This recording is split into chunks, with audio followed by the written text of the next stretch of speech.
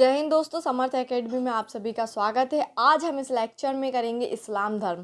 Friend, हमने Lucent के 9 chapter कर चुके हैं। अब ये जो हमारा चैप्टर होगा ये होगा इस्लाम धर्म से संबंधित। फ्रेंड्स, हम सब जानते हैं, हमें पता है कि जितने भी चैप्टर्स हैं, जितना भी हम कर रहे हैं वो सारा का सारा रेलवे जो अभी 15 दिसंबर को एग्ज़ाम है उसके पॉइंट ऑफ व्यू से बहुत ही इंपॉर्टेंट है।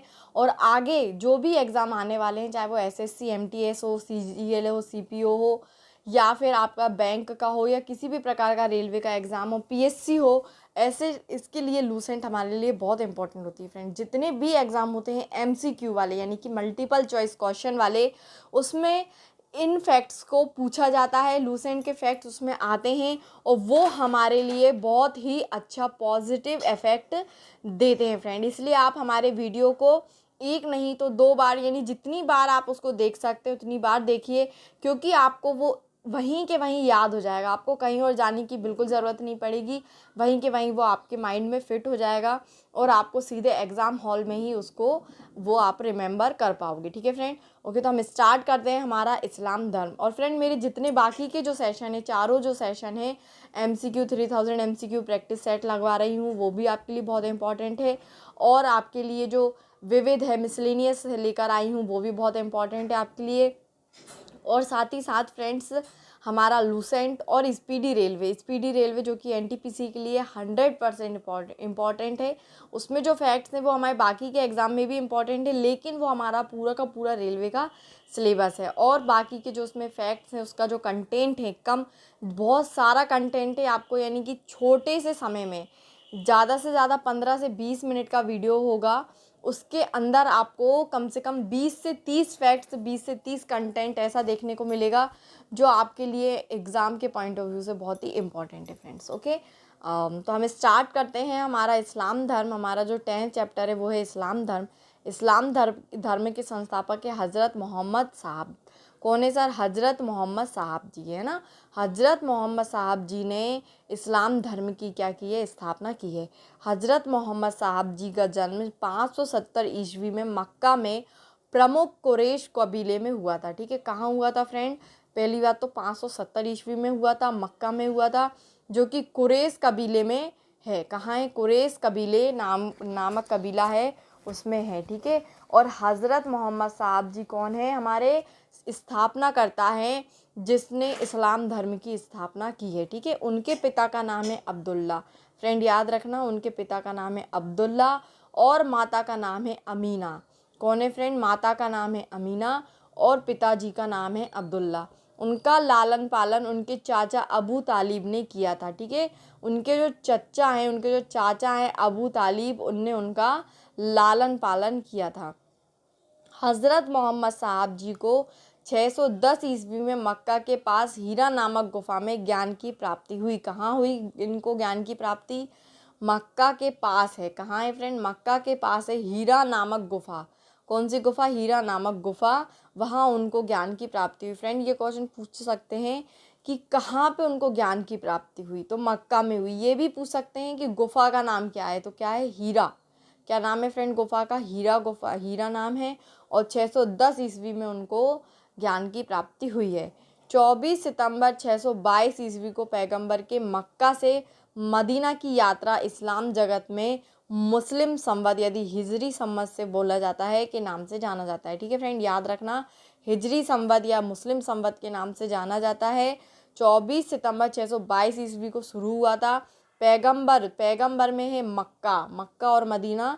मक्का से मदीना तक की जो यात्रा होती है वो हिजरी कहलाती है। और ये यात्रा इस्लाम जगत में मुस्लिम संवत और हिजरी संवत के नाम से जानी जाती है। फ्रेंड, ठीक है।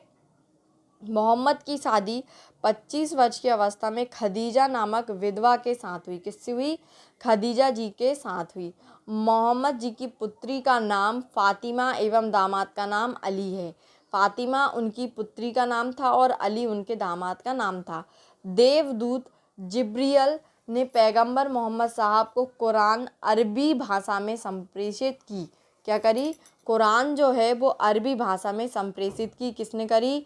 देवदूत हैं जिब्रियल, उनने। किसको करी? पैगंबर मोहम्मद साहब जी को करी। कुरान इस्लाम धर्म का पवित्र ग्रंथ है। कुरान क्या है? इस्लाम धर्म का पवित्र ग्रंथ है। यह पवित्र ग्रंथ 114 अध्यायों में बटी है। कितने में बटी है? 114 उसमें अध्याय हैं और 6360 उसमें क्या है? पद्य हैं। ठीक है, याद रखना आप कि कुरान 114 अध्यायों में बटी हुई है और 6360 उसमें पद्य हैं। पैगंबर मोहम्मद साहब ने कुरान की शिक्षाओं का उपदेश दिया है। किसने दिया है? कुरान की शिक्षाओं का उपदेश पैगंबर मोहम्मद साहब ने दिया है। हज़रत मोहम्मद साहब की मृत्यु 8 जून 632 ईस्वी को हुई। उन्हें मदीना में दफनाया गया। कहाँ दफनाया गया? उन्हें मदीना में दफनाया गया और उनकी मृत्यु 8 जून 632 को हुई। मोहम्मद साहब की मृत्यु के बाद इस्लाम सुन्नी तथा शिया नामक दो पंथों में विभाजित हो गया। ठीक है फ्रेंड, जो हमारा जो मुस्लिम मोहम्मद साहब की मृत्यु के बाद जो इस्लाम है वो सुन्नी और शिया नाम के दो पंथों में विभाजित हो गया। सुन्नी उन्हें कहते हैं जो सुन्ना में विश्वास करते हैं। सुन्ना पैगंबर मोहम्मद साहब के कथनों तथा कार्यों का विवरण है। क्या है? सुन्ना में पैगंबर मोहम्मद साहब के कथन और कार्य का विवरण दिया गया है। शिया अली की शिक्षाओं में विश्वास करते हैं। किसमें? अली की शिक्षा। अली कौन है? अली पैगंबर जी के दामाद हैं तथा उन्हें मोहम्मद साहब का न्याय सम्मत उत्तराधिकारी मानते हैं। मोहम्मद साहब का न्याय सम्मत उत्तराधिकारी मानते हैं। अली मोहम्मद साहब के दामाद थे, हमें पता है।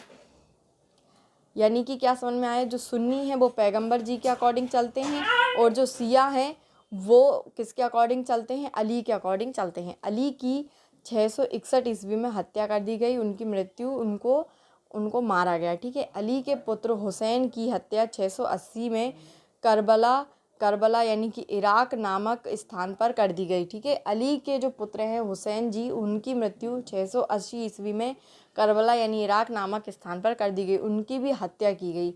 इन दोनों हत्या ने शिया को निश्चित मत का रूप दे दिया। क्या कर दिया? शिया को निश्चित मत का रूप दे दिया। पैगंबर मोहम्मद साहब के उत्तराधिकारी खलीफा कहलाए। क्या करे? पैगंबर जी के अकॉर्डिंग जो उत्तराधिकारी बने वो खलीफा कहलाए। ठीक है, इस्लाम जगत में खलीफा पद 1924 ईस्वी तक रहा। कब तक रहा फ्रेंड? खलीफा पद 1924 ईस्वी तक रहा।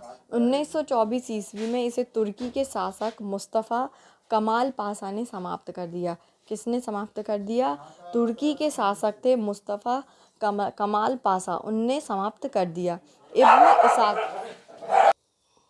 क्या है फ्रेंड कि इब्न इसाक ने सर्वप्रथम पैगंबर साहब का जीवन चरित्र लिखा है। ठीक है, जीवन चरित्र पैगंबर जी के बारे में किसने लिखा है? इब्न इसाक ने। याद रखना फ्रेंड, ग्रंथों के बारे में पूछा जाता है इसलिए हमें ये भी पूछा जाएगा। मोहम्मद साहब पैगंबर के जन्मदिन पर ईद ए मिलाद उन नबी पर्व मनाया जाता है। पैगंबर जी का जन्मदिन जिस दिन हुआ था उस दिन ईद ए मिलाद उन नबी त्यौहार मनाया जाता है। भारत में सर्वप्रथम इस्लाम का आगमन अरबों के जरिए हुआ। किसके द्वारा हुआ फ्रेंड?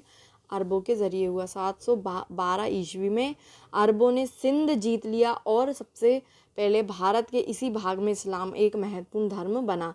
ठीक है, सिंध प्रांत को जीत लिया और उसमें अपनी नींव डाली और इस्लाम एक महत्वपूर्ण धर्म वहाँ के लिए बन गया। नमाज के दौरान मुसलमान मक्का की तरफ मुँह करके खड़े होते हैं। भारत में मक्का पश्चिम की ओर पड़ता है। मक्का की ओर की दिशा को किबला कहा जाता है। फ्रेंड बहुत इंपॉर्टेंट है, किबला किसे कहा जाता है? मक्का की ओर की दिशा को किबला कहा जाता है और मक्का पश्चिम की ओर पड़ता है हमारे भारत में। ठीक है, और मुस्लिम्स लोग जो होते हैं वो क्या करते हैं? मक्का की तरफ मुँह करके खड़े होते हैं नमाज के दौरान। ठीक है, okay friend, thanks to watch my video. हमारा जो नेक्स्ट लेक्चर रहेगा वो ईसाई धर्म से संबंधित होगा, इसलिए आप इस्लाम धर्म को अच्छे से पढ़ लेना। फिर हम नेक्स्ट जो है ईसाई धर्म के बारे में चर्चा करेंगे फ्रेंड्स। ओके, आप इस वीडियो को जब तक देखें जब तक आपको इसके बारे में पूरा का पूरा याद ना हो जाए। ओके फ्रेंड्स, अगर आप नोट्स बनाना चाहते हैं तो वो भी बना सकते हैं, क्योंकि हमारे जो फैक्ट्स होते हैं, जितने भी फैक्ट्स होते हैं छोटे छोटे, अगर आपको वो इम्पोर्टेंट लगते हैं तो आप उनकी